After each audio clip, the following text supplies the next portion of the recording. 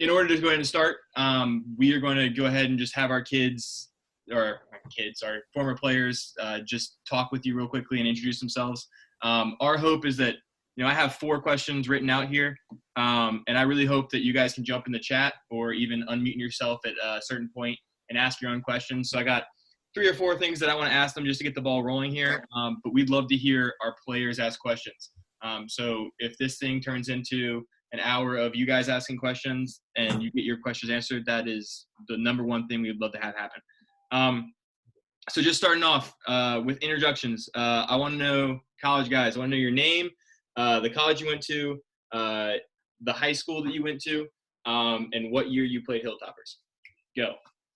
Feel free. Let's start with Pat, since you're the D1 kid, and just work our way down the club. Okay. I wrote everything out because I get nervous. I'm trying to talk into people. So I'll just start there. My name is Pat Marks. I started out my college career at Rutgers University, and I'm currently about to enter my last season of lacrosse at Mercer University. I graduated from Trinity Pauling School, which is a prep school in New York, and I played 2 years there in the Founders League. I played Hilltoppers for 3 seasons from 2013 through 2015, and I coached a youth team for 1 season in the summer of 2018. That's awesome. And he also has a future in public speaking. All right, Fitz. I'm prepared, so. All right, I'm Eric Fitz. I play lacrosse at Queens in Charlotte, not New York, so I get that a lot. I played Hilltoppers from, I think, the same maybe 2014 and 2015, 16 with Pat. And, I went to Leesville High School, and I don't know, do you want to do major or no? Sure. So I'm just graduated undergrad as a marketing major from Queens, and now looking to pursue a graduate degree. We're going to see where that ends up, but I'm in the transfer portal for all that right now. That's a different story. Yeah. All right. Chris, tell us about D3. Yeah, my name's Chris Alcorn. I go to Pfeiffer University right now, and I went to Athens Drive High School in Raleigh. So my graduating year is 2018, so I played Hilltoppers like the 3 or 4 years before that. And I'm a business major and math minor right now at Pfeiffer, so I'm trying to go to grad school for economics and get an MBA sometime in the future too. So cool. Yep. JR. So I'm JR Pack. Actually started off my career at Queens. I was same recruiting class as Fitz over there. Transferred out over to UNC after about a year, and I've been playing club at UNC ever since. Went to high school down in Greensboro at Northwest Guilford, if y'all have heard of that. So never played for Toppers, but played against them. But I've been coaching Toppers for about 2 years now. Cool. And so one of the great things about this panel is we have every possible lacrosse experience in college covered here. So we have, the Division I guys all the way down to club lacrosse, and 2 guys who've also transferred. One guy who's now going through the graduate transfer process, which is great. So people thinking about questions at home, just know there's tons of information here to learn from. All right. So next question for you guys, and feel free to answer in whatever order you guys want to. We don't need to go D1 down to club again. But what was the recruiting process like for you guys, and how'd you end up at the school that you attended? I guess I'll start. For me, obviously D3 is more of kind of like you have to put yourself out there to get recruited and stuff like that.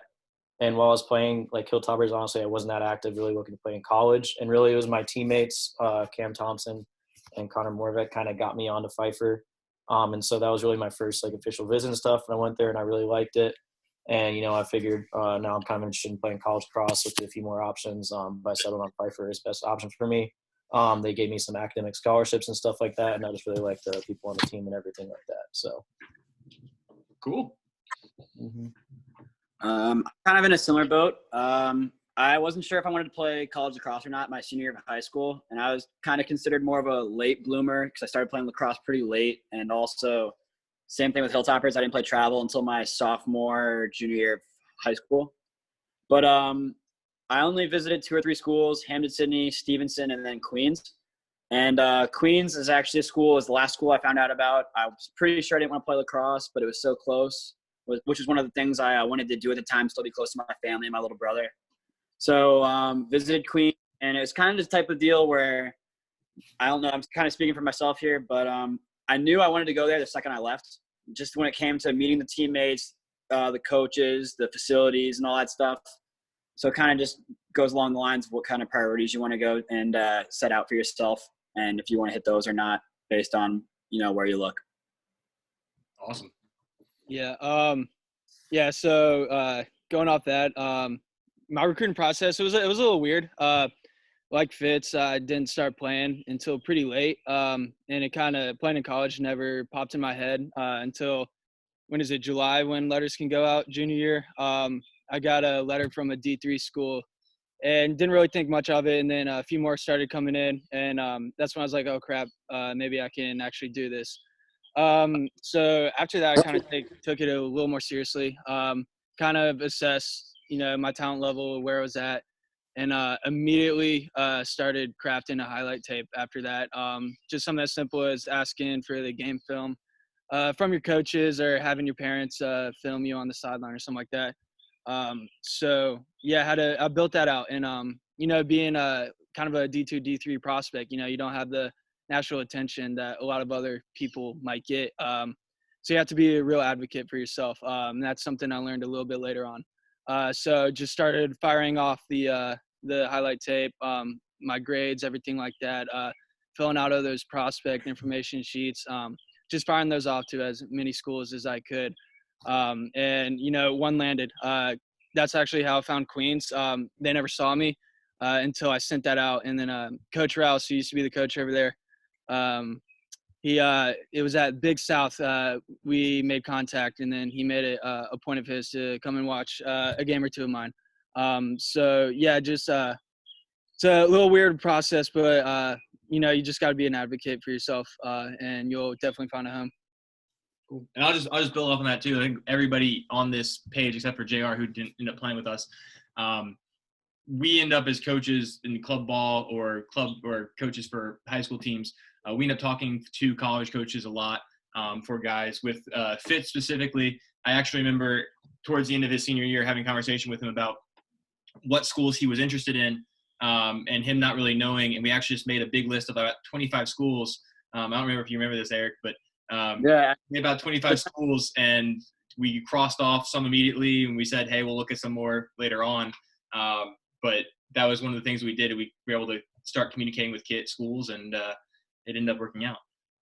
So, Pat, we haven't heard from you yet. Okay. I wrote this question too. So, hey, no worries. The recruiting process for me didn't really start until I joined the Hilltoppers. My freshman and sophomore year of high school, I didn't really think about playing lacrosse in college. I always thought I was going to be too small by the time I graduated to even play sports in college. So I never really considered it. But once I joined the Hilltoppers and began going to tournaments with coaches at them, Coach Z and Chandler began putting me in touch with college coaches. And surprisingly enough, there was some interest. Once I became aware that college lacrosse was a possibility, I started to put more effort into getting recruited. I left public school in North Carolina and went to New York to play at a competitive sports boarding school. From there, the Hilltoppers worked with my coach in New York to get me in touch with a ton of coaches. I visited a different school every weekend the fall of my junior year and ended up getting a few Division I offers. After months of only considering D3 schools, I got a D1 offer and wanted to take it while it was on the table for fear of losing my only D1 offer. I got good advice from the Hilltopper staff and my current high school coach to wait and see what else presented itself.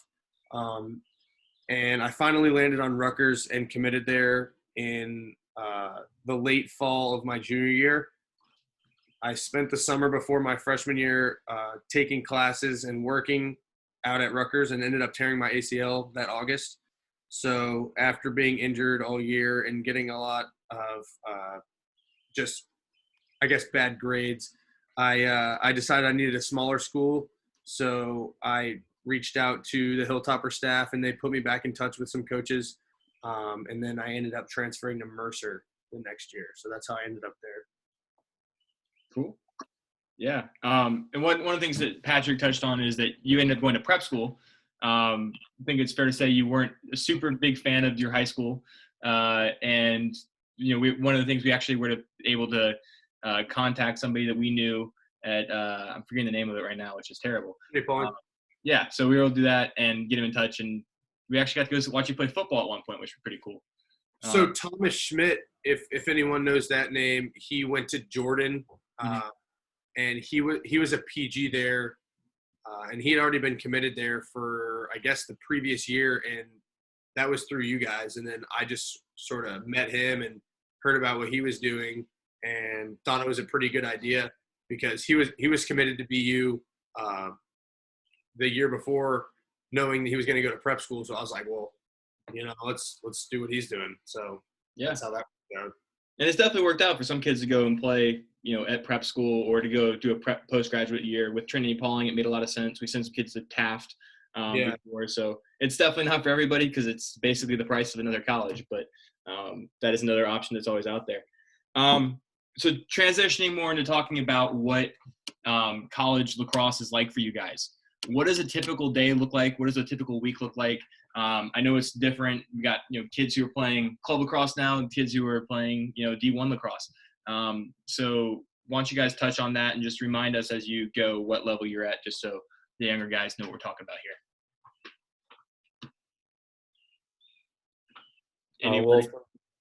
For me, so I'm at a D3 level, so obviously Pfeiffer's a little smaller of a school as most of the D3 schools are going to be.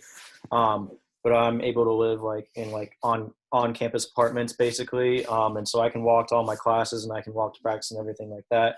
And I don't know if that's an issue for some of the guys at the other higher schools.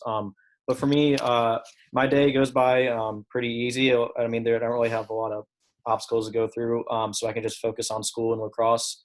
I just go through whatever classes I have that day, and we'll just have lacrosse practice, for an hour and a half, 2 hours every day, unless we have a game or something like that.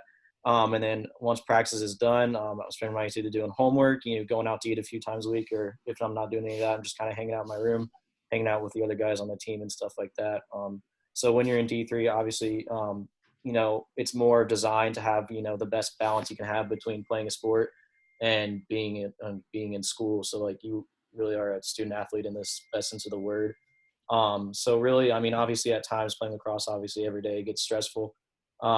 But they really keep it as much of a balance as you possibly can so that your focus is still on school and, what you're doing after college and stuff like that. Right on. As a former D3 guy myself, I definitely appreciate those answers. Mm-hmm. All right, Fitz, Patrick, JR, one of you. I guess to build on that, I mean, this is the same all the way through, I believe. I know D2 and D1, I don't know how it is for D3, but the difference between like your fall ball season and then your actually in-season season, there's a little bit of a difference just because when it comes to, say, fall ball, at least for me at Queens, you have more 6 a.m.s. You're up every day, 5 o'clock, going down to practice at 6 just because I guess for us there's a field priority. But so more of a grind in the fall. I guess starts in September, ends in first week of November, I believe. And then you train just no lacrosse, maybe one practice a week. And you only do, say, dry land and weight training for the entire month of November, and then maybe the first week you get back after Christmas. But, yeah, like Chris said, in the season, you basically have practice every day unless you have a game. And usually the day before a game, practice is a little bit lighter just to keep your legs under you and stuff. At Queens, we had 3 lifts a week in season, which were more like tune-up lifts. You're not really going to be too sore after that. More mobility and stuff like that to make sure your performance stays on par. Other than that, Chris covered it pretty well. Yeah, and I'll piggyback off of that. I'll just say for D3 fall ball, I think the limit is you only get like 16 practice days, so that includes any scrimmages you might have in the fall for D3.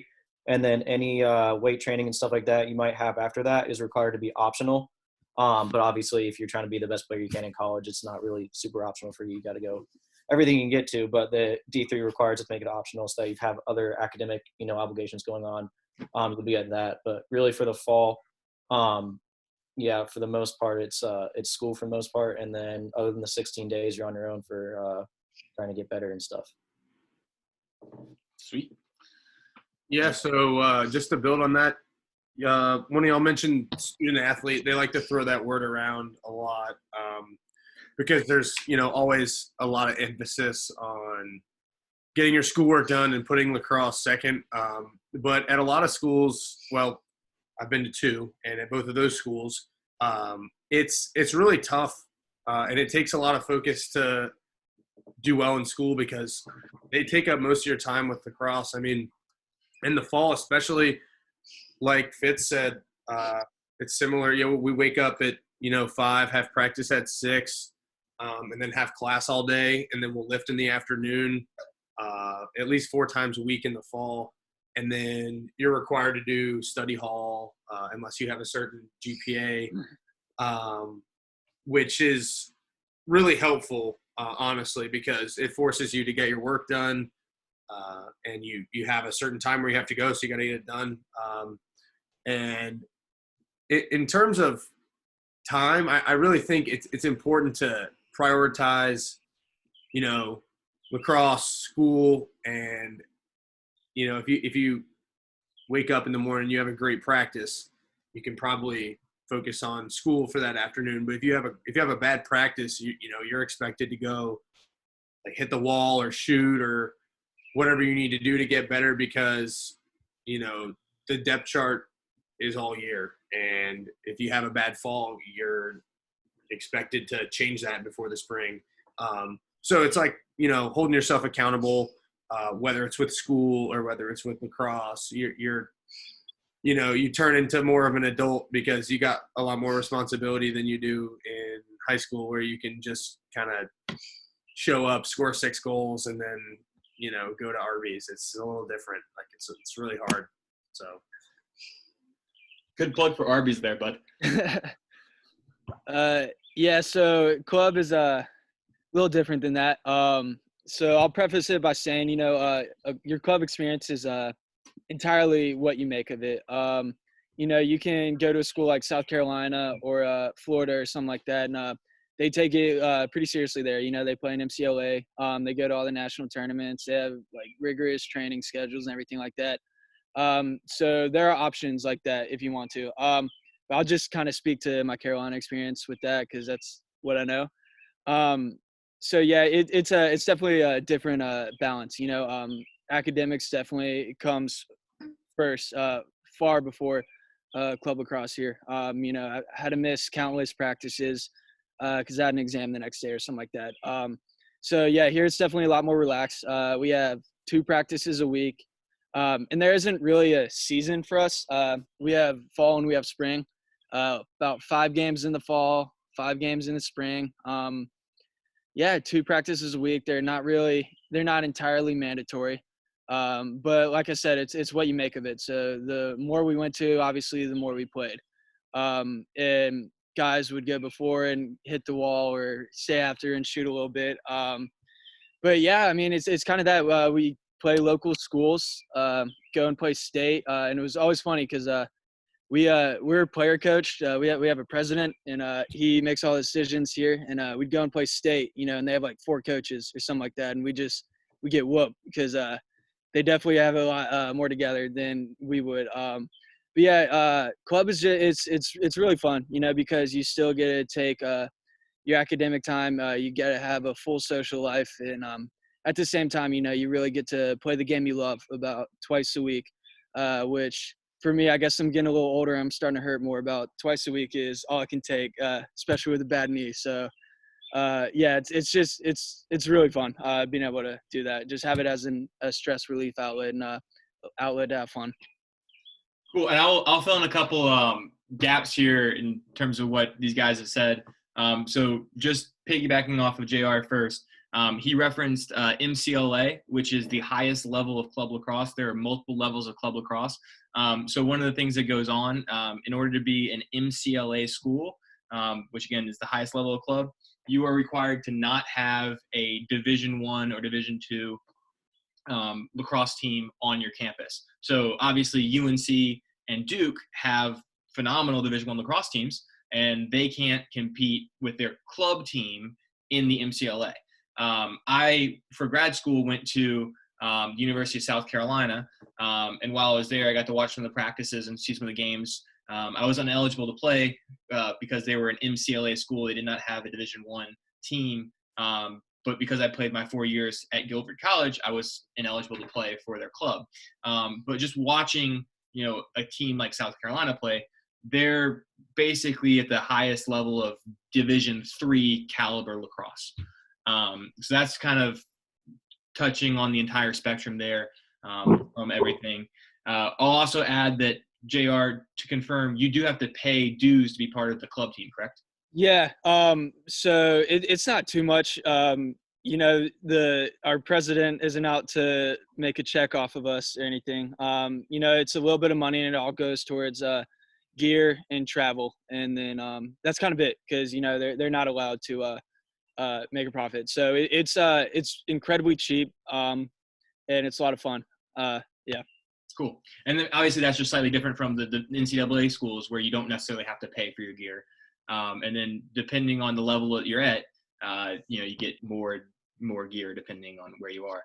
The final thing I'll say is, you probably heard this in their answers, but there's a big difference between what Patrick said about playing Division I and what, Eric said about D2 and then the D3 and club ball. Obviously, it's more demanding of your time to play at the highest level when you're playing at Division I lacrosse, as opposed to playing, club ball. We're only practicing twice, a week. So, the trade-off is that you get to play at a higher level. You get to really experience the game in a different way. And, for, club is more relaxed and a kind of cool thing. This wasn't on my list of questions, but what's your favorite aspect of the level of lacrosse do you play? Like, what's your favorite part about being D1, D2, D3 club?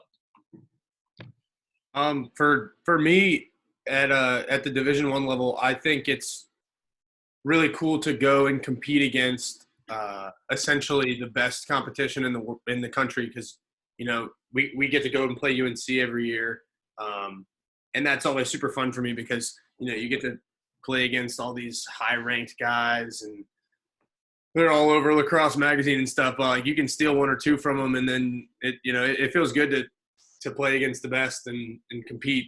Whether you win or lose, it's just fun, I think, for me. That's my favorite part. Other guys?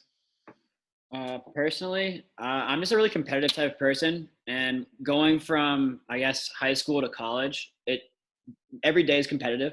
Like, sometimes, I guess, in high school practice, you can kind of not take the day off, but you didn't have to, breathe. It wasn't really the culture of you could lose your spot every day. You could have a bad day and, like Pat was mentioning earlier, drop down on the depth chart.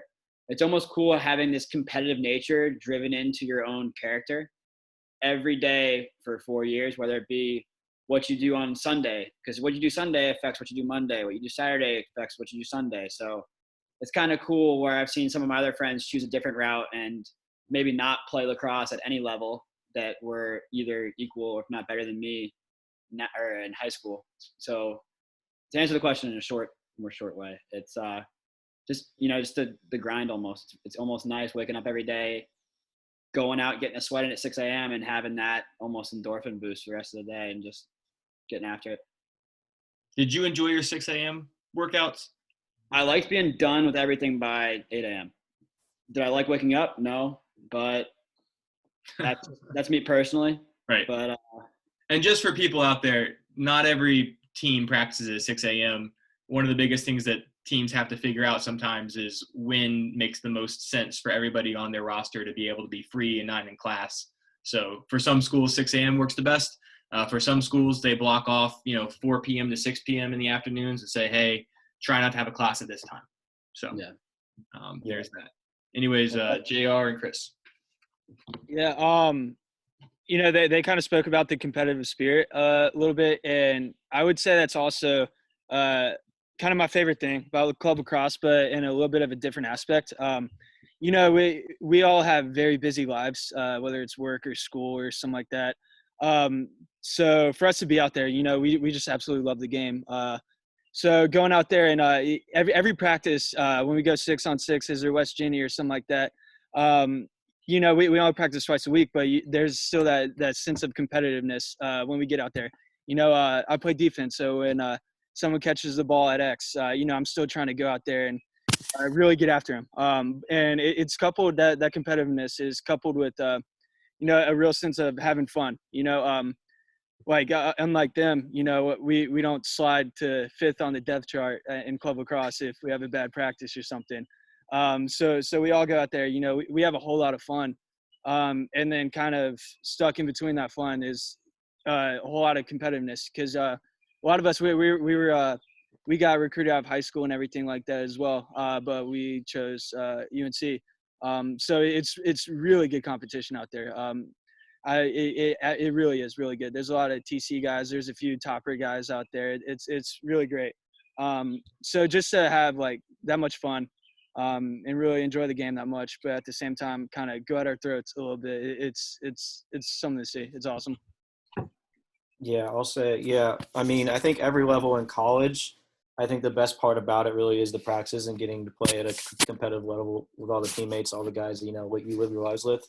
Because really every level is just a big step up from, a high school lacrosse practice where, some guys it's their first year, especially public high schools in North Carolina where it's growing a lot, but it's still got a ways to go. But when you're playing in college, everyone knows what they're doing and everyone's fighting for the same spot.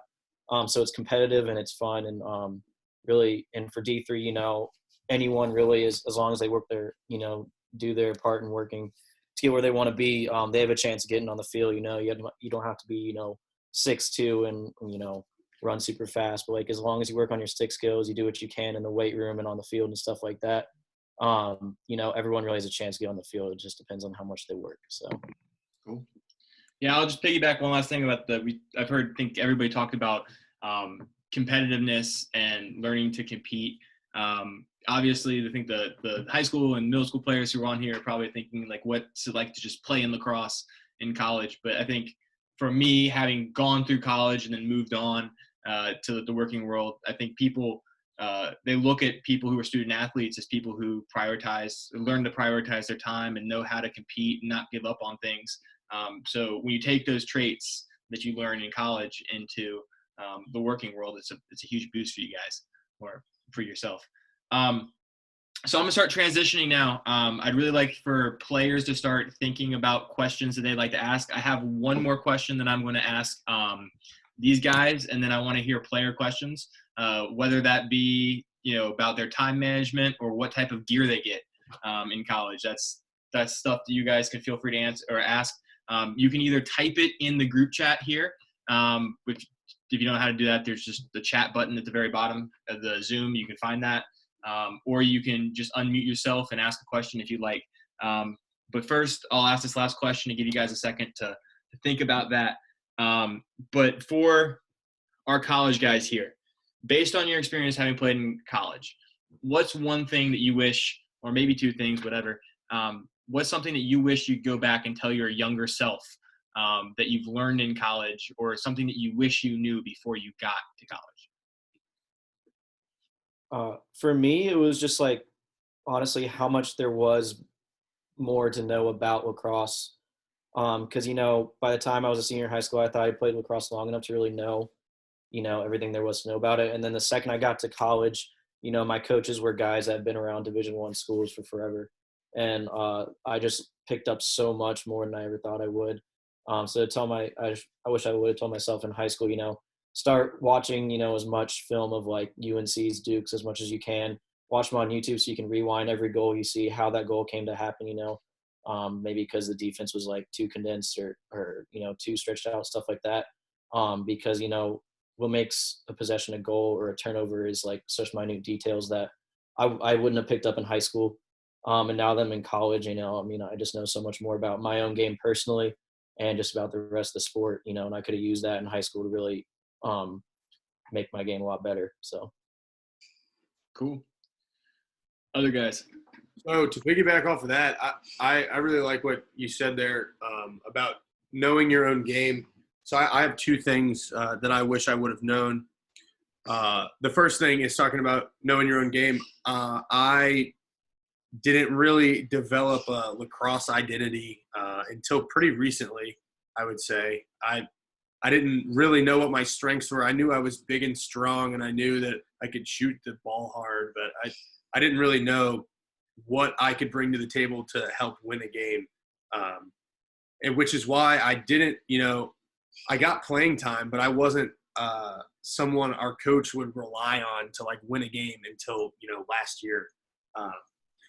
So the one thing I would want to tell myself is find your strength, find what you're good at, and do that to the best of your ability. Because if everyone can come together collectively and do their tiny or large individual job, that's how winning is done. If you're a dodger and you can dodge down the alley, beat a guy, and draw a slide, do that. And then move the ball through X, because once the ball gets to the backside, there's going to be a one-on-one. If you draw a good slide, there's going to be a one-on-one on the backside, and your buddy's going to score. And, you didn't score the goal, but you made the goal happen. And that's something I wish I would have known a while ago, because that's pretty much all I'm good at is drawing a slide and moving it through X. And that, that scores goals. Maybe it's not me scoring, but someone's scoring. And that last point is know your role, figure out your role, and apply yourself.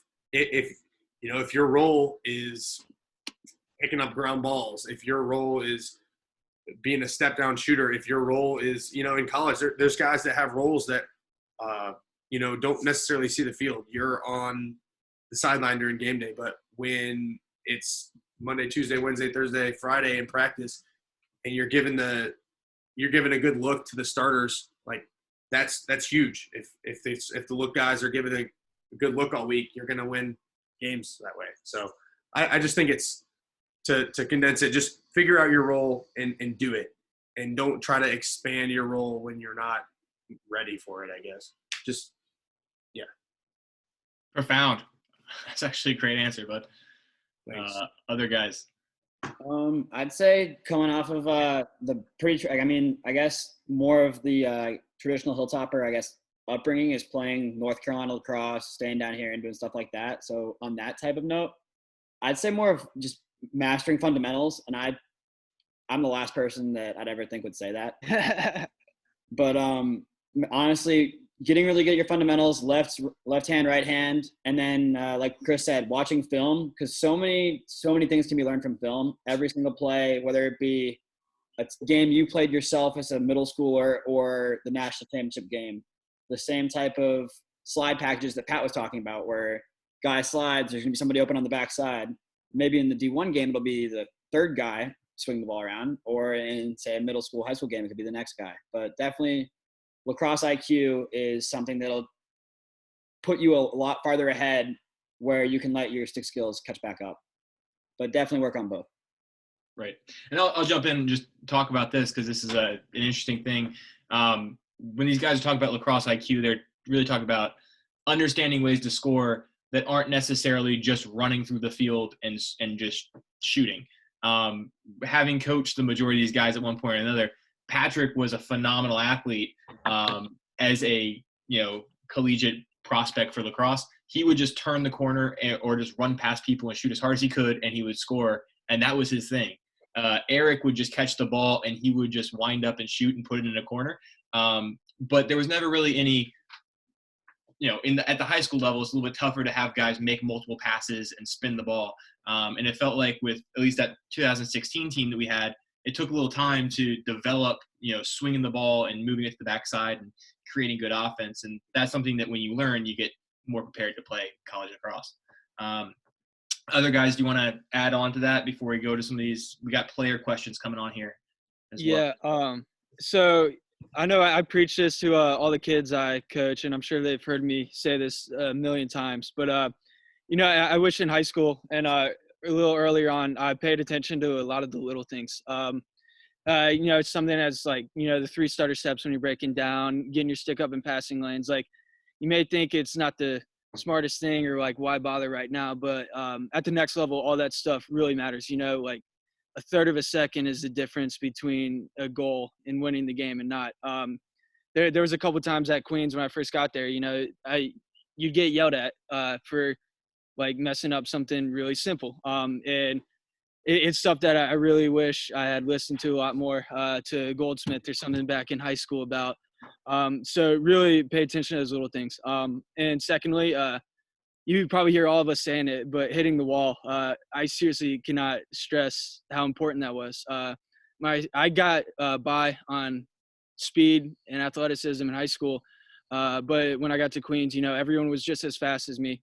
People were just as tall as me, and my stick skills weren't all there. So it was a little bit of a tough learning curve first getting there. Something as simple as like I didn't even have a great left hand, so like lefty overs were on like being challenged were a little challenging for me. So just hitting the wall, and I'm sure Fitz remembers those 6 a.m. wall ball practices. We literally go in the gym and play wall ball for an hour. And it's tedious, it's very repetitive, but it makes the biggest difference in the world. It went to the point where I struggled at throwing a challenging lefty over, like I said, to I had a quick stick lefty shot against Catawba. Like that's how much they progressed. Didn't go in. He blocked it with his helmet, but it's something that like just seeing that progression it's incredible. So just make sure you're paying attention to little things and really hitting the wall. It makes a lot bigger of a difference than you realize. So this looks like a good transition to some of our player questions we got going on here. I'll go ahead and just start reading some here. The first one's been asked twice by the pride of Stanford Middle School, Gray Crabtree. How much tougher is it to play college lacrosse compared to high school and middle school? Well, I can go ahead and say, even from the D3 level, I'd say like the way to think about it is, like Patrick and Eric were saying, they were good at, running through people or putting the ball in the corner. So in high school, if you're good at something, you'll get on the field and you'll have an impact. But once you get to college, if there's one thing you're not good at, it's going to keep you off the field. Yeah. Because, you might be good at a few things, but there's some things you can't do. Scouting happens so much more in college where, other teams are going to see, this guy can't catch the ball with his left hand or something like that. If you don't, fix what you're lagging behind in, then you're just not going to get in the field because you become a liability. And they're going to put other guys in who have more well-rounded games who at least, even though they aren't the fastest or strongest people on the field, they're going to do what they need to do to be able to get a stop or get a goal. Right on. I'll combine this question a little bit, and I'll let you guys tag on when you go. But Tristan's asking, how long did it take you to catch up to the speed of college? I know everyone transitioned a little bit differently, but this is asking, kind of comparing how much tougher it is, college to high school, middle school, etc. But what was the learning curve like for you, and how long did it take you to either realize how to get on the field or realize that, hey, you can play with those guys? So I like that question, because when you say speed, I'm gonna say the more like I'm gonna change the word speed to skill here, because my actually biggest issue was I would almost go too fast. So I'm a midfielder for everyone listening. So my biggest problem was I would go full speed ahead off my first dodge and run myself right into a slide going full speed. So it's almost sometimes not even the speed. Instead you have to be more deliberate with your steps, or say do a step back or kickoff or look back or something like that. So it's almost learning the skills and the little tiny details rather than the actual foot speed or the passing speed and stuff like that, which it is important to adjust very well to the speed of things, but it's the little details that'll catch you up faster than anything. I agree. I had the same exact problem Fitz did. I, 3-step split and run full speed, and that worked up until college. And when you get to college, everyone's big, strong, and fast, just like you. And you got to learn to be deceptive. Learning how to, stutter step or, look behind you, or just anything to get an edge or get an advantage is a huge, huge. It's like a learning curve, because I wasn't able to understand that until last year. I'd get by, I'd score a couple goals here and there, but, I wasn't a constant impact player. And it was because of that. It was because I could get scouted very easily. And without, working on little things that, are deceptive and hard to scout, you're going to be a player that splits to his right hand every time he gets the ball. And maybe he beats you, maybe he doesn't. But if you can learn to change up your game a little bit, it'll help with that transition, because, you got to be more dynamic than just having one thing you go to every time, if that makes sense. Yeah. So I played D-pole, so I kind of had the inverse kind of learning curve. Like I said in high school, a lot of people are playing off like pure speed, everything like that. Playing someone from X, they dodge right at you. You know, they may do one split and then a spin or something like that, and that's kind of it. But going into college, I walked out there. I'm guarding some grown men, 22 years old. Something like that. And their lacrosse IQ was just kind of through the roof. And they did have those scouting reports on how to score on you as a pole. So just really being able to kind of learn those new moves I was seeing for the first time, and dealing with the change of speed. It was a pretty challenging learning curve at first, but then you kind of learn how to use your body. You kind of learn how to fully use your stick and everything like that. And it's definitely challenging at first. I think I speak for all of us when you have a moment when it's like, oh crap, this is difficult. But you learn, you adapt, you get that higher IQ, you get faster, and you start to see it a lot more. And it definitely does become a little bit easier and a lot more fun. But yeah, it is a little bit of adjustment. A quick way to help that transition for guys that are, worried about the transition from high school to college is being coachable and just listening and not trying to do what you think's best, because you don't necessarily know that. The coaches know that because they've been around for a long time, and they'll tell you what's right. The coaches aren't going to steer you wrong. They want to win just as badly, if not more than you do. So I think trying to go into your first college experience and being a sponge and trying to listen to everything and kind of map out what you think your strengths are and what you're bad at. And if the coaches think the same thing, then you have what you need to work on. And once you work on that, it'll be easier. I'm just going to go ahead and say, if you learn and take one thing away from this meeting, take that away as a lacrosse player. As a coach, I will tell you that there have been times, this is true at the high school level. I spent a year doing college lacrosse too. Like coaches will tell you what they want you to do, and it's just like your teacher is giving you the answer to that, how to take a test. If you learn from your coaches what they want you to do, you will find yourself on the field. You will find yourself a role. You will find a way to get out there and help your team. It's just super helpful. I mean, I've seen kids before who say, well, no, I really need to be working on my hand speed as a goalie as opposed to working on taking steps. Well, no, yeah, you have great hand speed, but if you don't take the steps, you're not going to ever save a low shot. So we're not going to put you on the field. So that's such a huge thing for you to take away and just be coachable. That's awesome. I'm going to ask you guys this question because it's about learning, picking up that speed. So much of speed comes from your strength. We have a question here from Christian. From your experiences in college, what are the lifts that you should be prioritizing or that he should be prioritizing? And then also, I just kind of like you to touch on what does your lifting program look like for your college?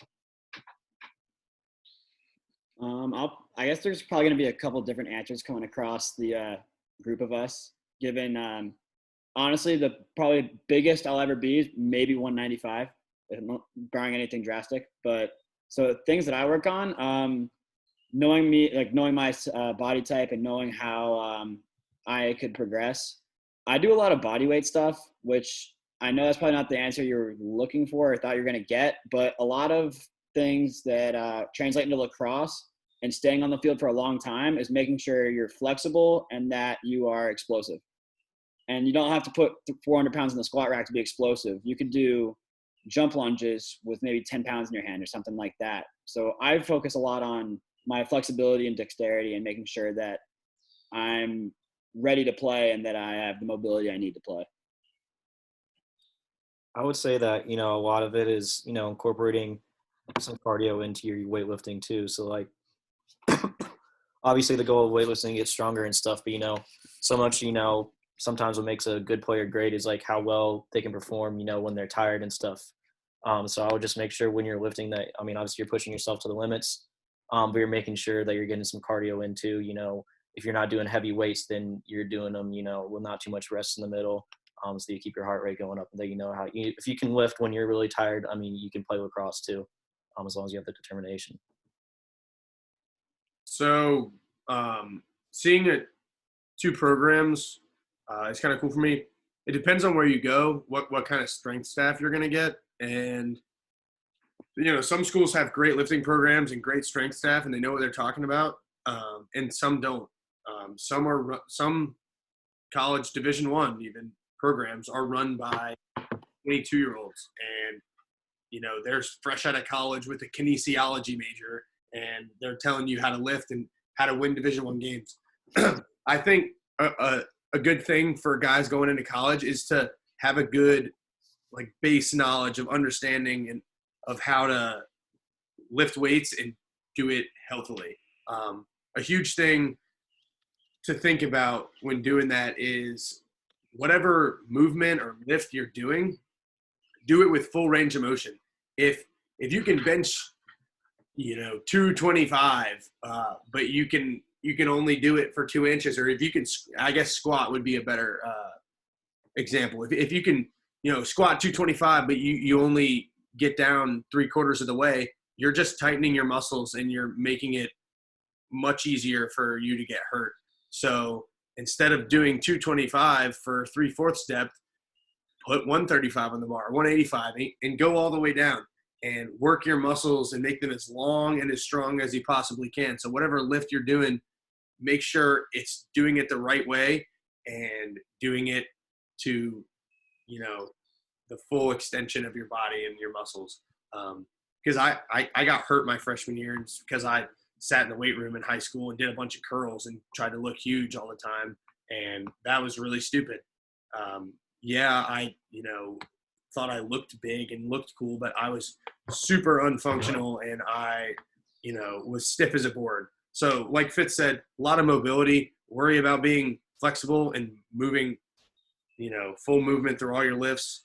And if I know some guys said what lifts specifically, everybody does power clean, everybody does front squat, everybody does back squat, bench press.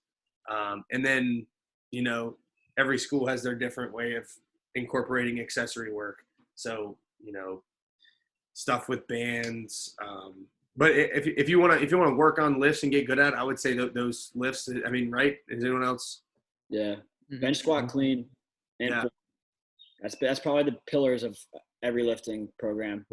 Some schools do hex bar deadlift. That's good.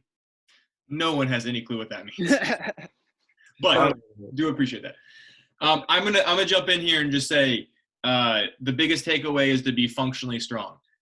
Patrick told you about his experience getting too big. I saw him one summer after his sophomore year, and his shoulders barely separated from his ears. And it was great, but he couldn't get his shoulders back to actually get a shot off. I will also say for younger kids, don't take this as I'm listening to college coaches or college players say that I need to go do a bunch of lifting right now. If you're in middle school, there's no need for you to do any lifting outside of some body weight stuff here and there. Once you get to high school, it's totally fine for you to start developing muscle and start to grow. The biggest key takeaway here is to be functionally strong. If you start to try and add muscle to your body before you actually are capable of doing it, if your body hasn't grown to the point where you've gone through puberty all the way, and you might do damage to your body, which we don't want to see you do that. Building off this, guys, a great question from Crete.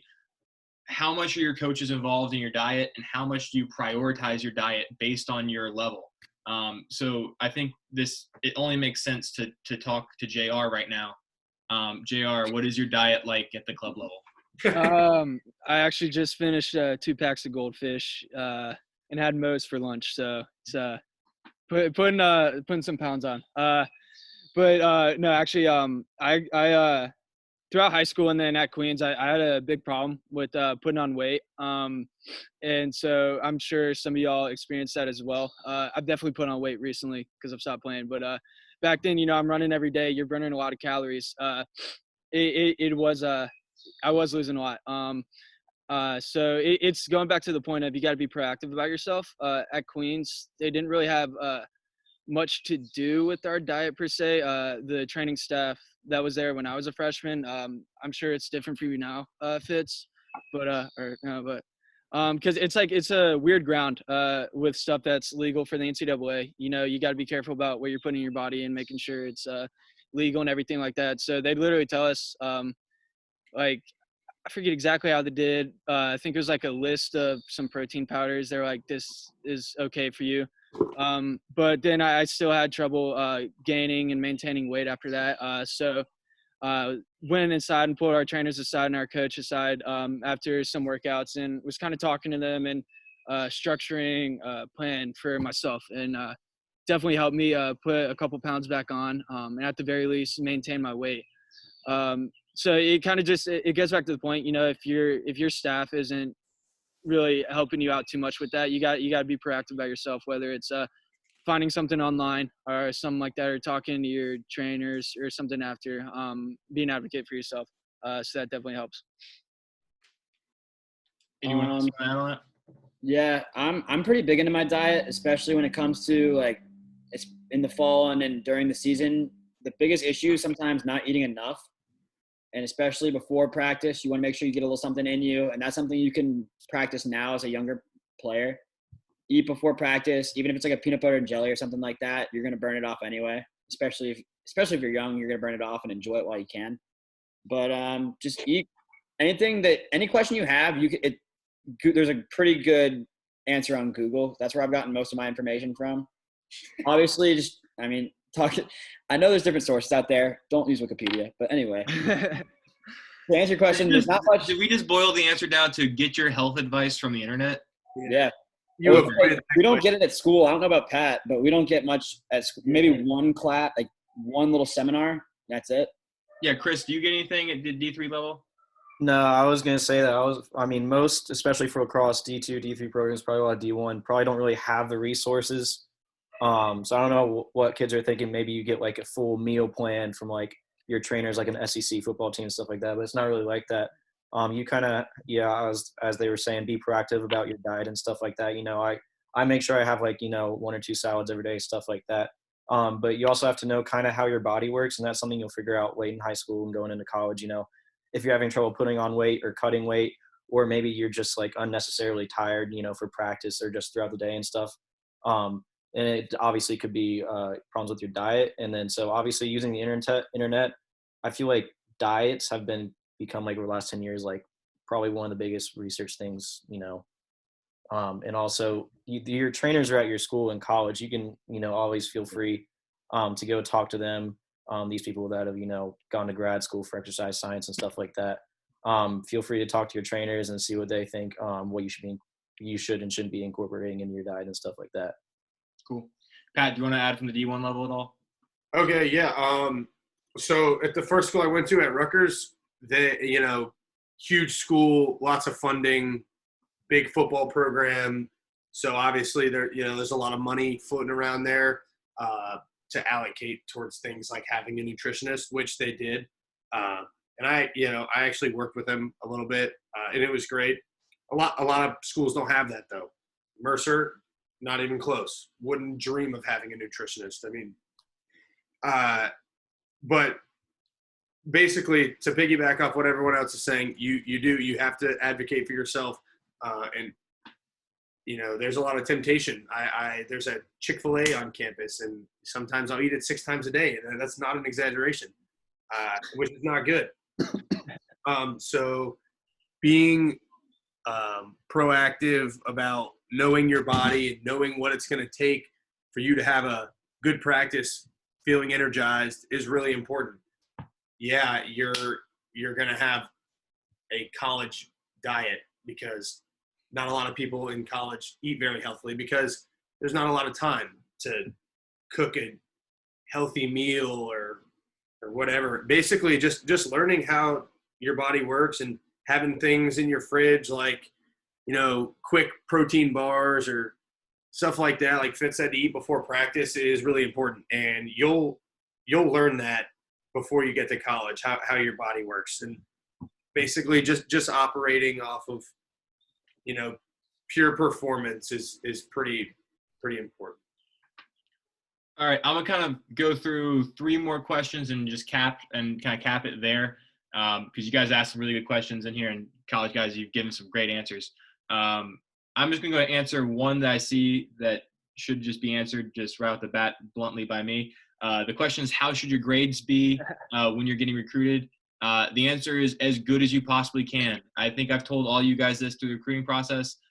Your grades in high school turn into money when it comes to college. Schools will give you, it will cost less to go to school if your grades are good than if your grades are bad. And Everyone agree with piggyback that? off that a little bit. At least for me, my grades were a huge selling point.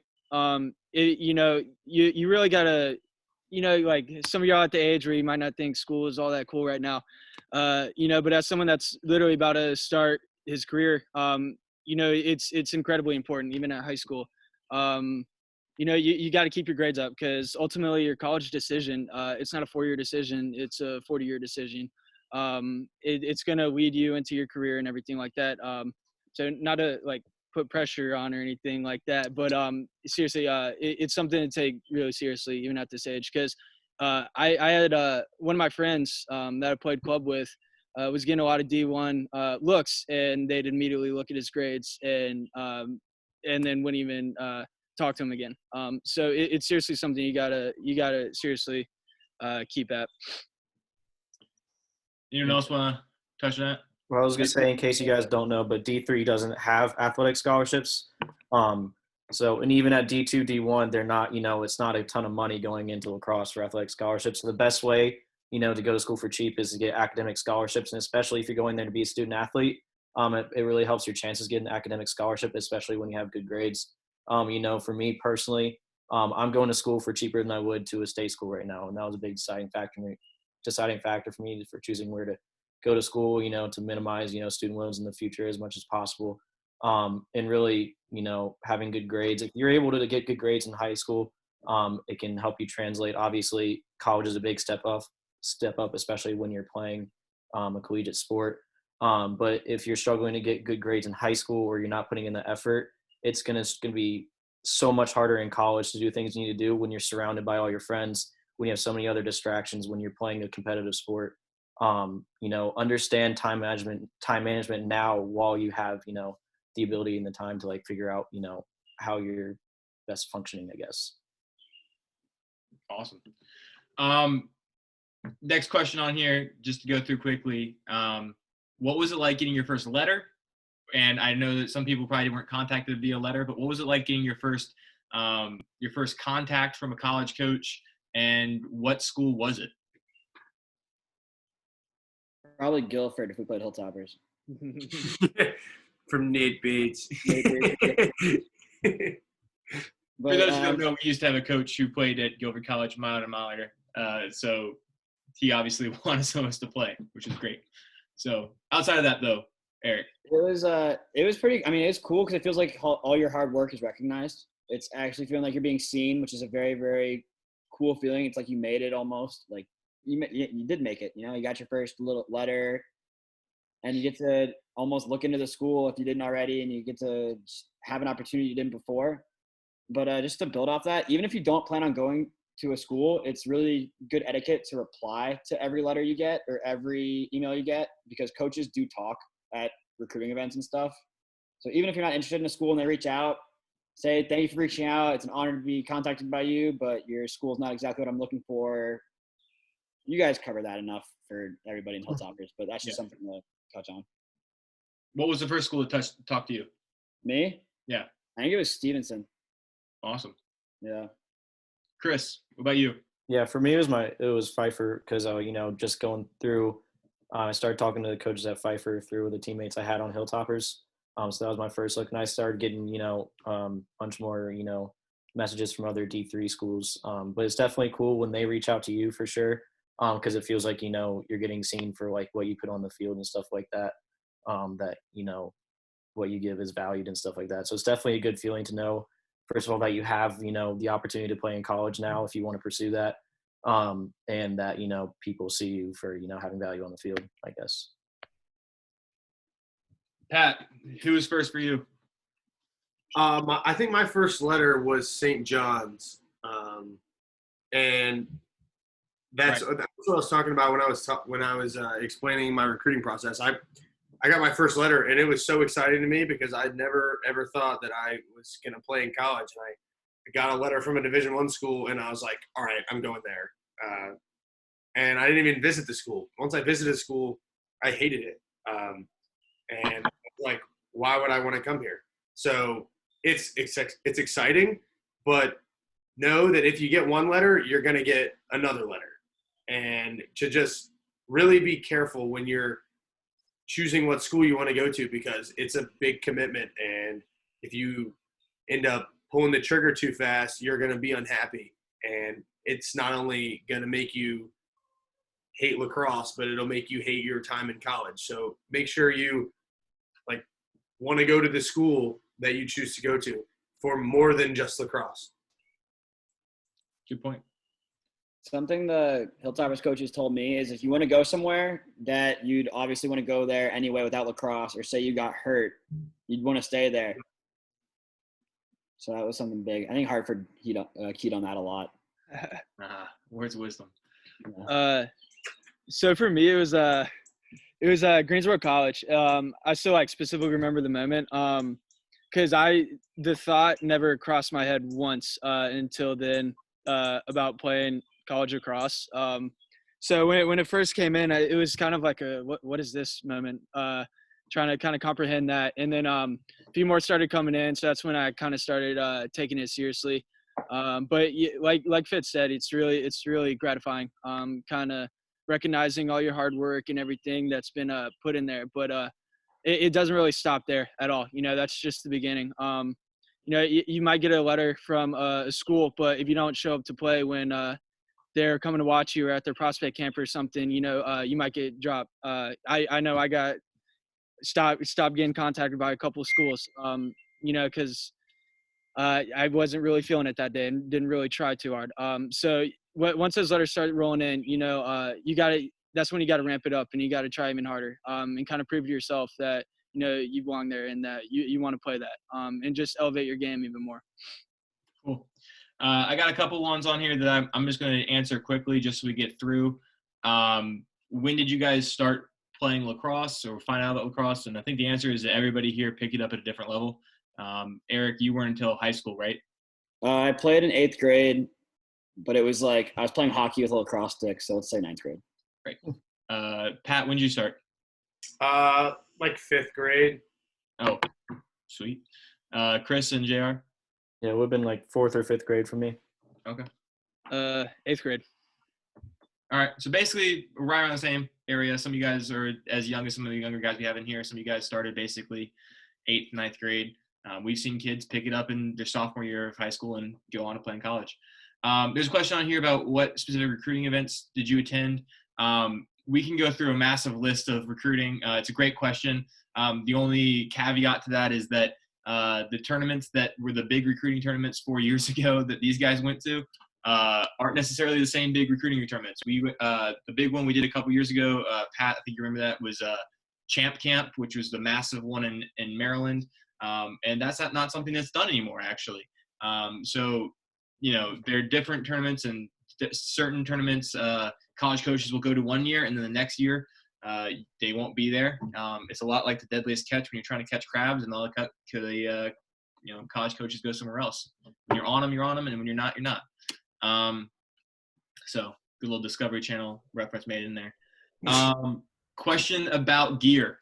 I know you guys are all different levels. What type of gear do you guys get? Nike stuff for cheap. I can You're get buying all your stuff, like right? $30. It's nice. As a club player, you're buying all your stuff, correct? Yeah, we buy our stuff, but it's like a 60% discount. Like I get for like $100. I got like an entire wardrobe. It's incredibly cheap, and it's, you guys have full control of what you want to do with it. So we're sitting there in our group me like, oh, what do we want this year? And kind of all designing it together. So it's yeah, you don't get anything for free, but it's all really nice stuff for pretty cheap. That's great, guys. What do you guys get? Well, my school's Warrior New Balance sponsored, so obviously we get all the uniforms, gloves, elbow pads, helmets, and stuff like that for free. And then for our New Balance store, everything I think is 50% off. So any cleats, heads, and our coach has like a knows a guy at String King. So any String King mesh supplies is like 50% off too. So even though at D3, not everything's going to be free, you're still getting whatever company sponsors your school. You get a lot of discounted stuff for that too. Great. Yeah, to continue the order, we get this past year, you get like 2 pair of practice shorts, practice shirt. This was one of them from a few years back. Sweatsuit, your number on it. That's probably my favorite thing, just the sweatshirt, wearing it around. Helmet, you get to keep your helmet like every other year, depending on the coach or the school.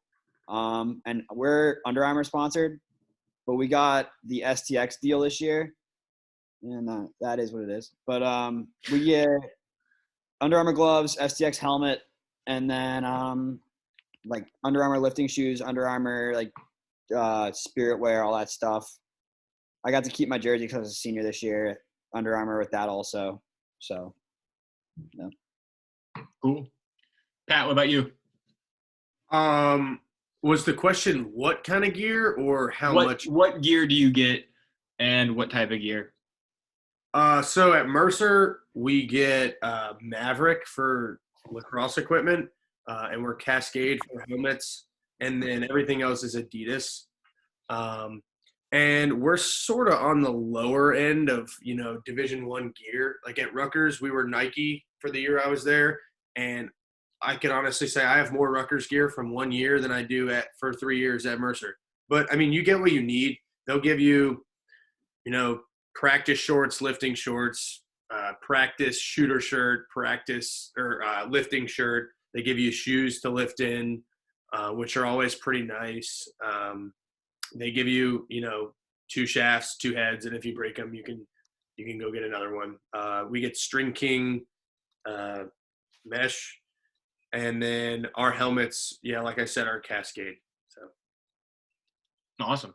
So you basically see there that the higher levels, Division I down to club ball, you get more gear at the top, and then it all costs money eventually. So, the schools that have more money to spend, like the D2s, the D1 schools, they get a little bit more.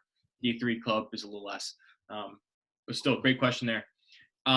Final question that we're going to wrap this on, and it's probably my favorite one here from Ricky. I was just sitting on this one since 6:35, and thank you everybody for paying attention here. But do you have a favorite Hilltopper memory, a favorite goal, a favorite trip, or a favorite tournament? But let's go ahead and start with JR and then work our way up, since JR was with us the least and he was coaching with us. So Yeah, maybe my favorite topper memory is beating y'all in fits and then throwing it on my highlight tape. But no, I'd be wrong if I didn't say hearing Hartford prank call Walmarts for 2 hours straight every road trip. So that's probably it. Just Hartford. great. For those who don't know, Hartford is my brother, who's also one of our coaches. And all right, I'm looking forward to putting this on YouTube later. Chris, what about you? I remember, obviously I have a lot of great memories of it from it, but on the field, I remember I scored an overtime goal once in one of our tournaments. I think I was like a rising sophomore or junior or something like that. And I actually didn't realize it was overtime. I think you were my coach for that one, Chandler. Yeah, I remember. Yeah, I didn't realize it was overtime because I guess there's not a scoreboard up and I didn't hear the refs or whatever. I thought it was just late in the second half, and I knew it was a tie game, so I ended up getting the ball, and I just kind of came around next. I thought I only had a few seconds to get a shot off, so I took it, and then I scored, and I was like, that was pretty cool, and they told me it was overtime, so. Yeah. But either way, it was pretty cool. It's pretty sweet. Eric, what about you? So I think Pat will remember this weekend pretty well, is when we took the tour bus up to Maryland and we all stayed like 5 to a room in those little like condo things. Yes. I think that was for BSK. That was for the Baltimore Summer Kickoff, yeah. We took a tour bus from we stayed in Chapel Hill the night before we left. So we got 2 or 3 different hotel nights, which was really cool. Stayed as a team, did I believe boot camp before that. It was that week also. Mm-hmm. So it was just 5 days in a row, just hanging out with the guys, getting to know everybody. We had the hotel rooms, it wasn't even a hotel room, it was its own little building. So we had 5 or 6 guys. It was basically we were in high school, but also got to live with each other like it was college for a day or 2. Had pretty good meals. We ended up beating a bunch of really good teams that tournament, right? Yeah. 5 or 6 guys made the all-star team. It was my first tournament not on Rams. Great. Yeah, we don't take the bus anymore just because it's super expensive. But back in the day, that was a pretty fun thing to do. The AC broke, so you got a discount. Franklin. Yeah, we did. Good old Coach Z. All right, Pat, wrap us up with your favorite memory.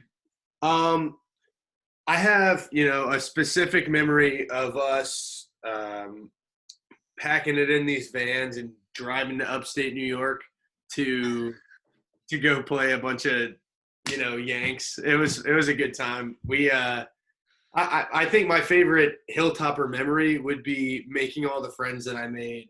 And, you get to spend so much time together at these tournaments. Like, you're playing for 15% of the time, and the rest of the time you're hanging out with everybody, by the pool or in your dorm room and cracking jokes and getting to know each other. I think that was probably my favorite part of Club Lacrosse, was being a part of, this organization that makes you instantly have friends. And I think that was really cool for me. So, yeah. My best memory is coaching all you knuckleheads. It's really cool to be able to say, I think we're like 7 or 8 years into running Hilltoppers, and it's really cool to have coached some of you guys and have guys who've gone on through college, and having some of you guys who, we can just call up and have come to a practice or talk to our guys and, impart your knowledge, because you guys certainly won't be the last college lacrosse players to come through our program. And it's really cool to, touch base with you guys and, be friends with you for a while. So thanks for doing all this. For players out there, keep spending a bunch of time on the wall. Keep, working hard. This is the perfect time to, put in the work that these guys have talked about, to learn to be a functional athlete, to learn how to, pick up your stick skills and, increase your lacrosse IQ. There's so many ways to do that. If you haven't done so already, contact us. We will help you find ways to improve. We'll send you lesson plans or practice plans for you guys to get better. If you want to ask these guys questions later on, contact me. I can put you in touch with these guys. I'm hoping to do some more educational videos coming up here soon, so you might see some of these guys again. Anyone else want to say anything or add anything onto that before we close up? I was just going to say, like you just said, feel free to get my number or anyone's number from Chandler, because, we're just as bored as everyone else, and we'll absolutely answer you with any questions you have. If you want, we can start heading towards your house. Change getting there. All right. Anyone else want to add anything else? Yeah, just be good to your coaches, be good to your teammates. It takes you farther than you think.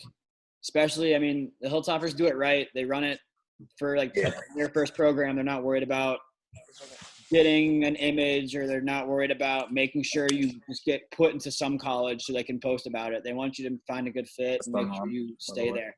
So it's been I couldn't have been happier with my experience. Actually, put them right back in if you're about to leave. Yeah. Going off that, Toppers is the third program I've coached for. And, it truly is a special program. I've never seen coaches really care about the well-being of their players like this. So it's been a great pleasure being able to coach with the Zirkles and everyone else. But, yeah, while everyone has the time off, make sure you are hitting the wall. Google videos of Mal Jones, Scott Ratliff, instructional videos, take some lessons from them. Because that little stuff goes a long way. So once again, just be proactive and make sure you're putting in the extra work. Yeah, now's the time for sure. Put in the extra work, make a schedule for the day so you're not just sitting around playing video games, go for a run the next day, do some body workouts wherever you can do, go hit the wall, everything like that. Right on. Well, hey, we appreciate everybody for being on here, players and college guys. We will hopefully see you guys on the field soon. All right.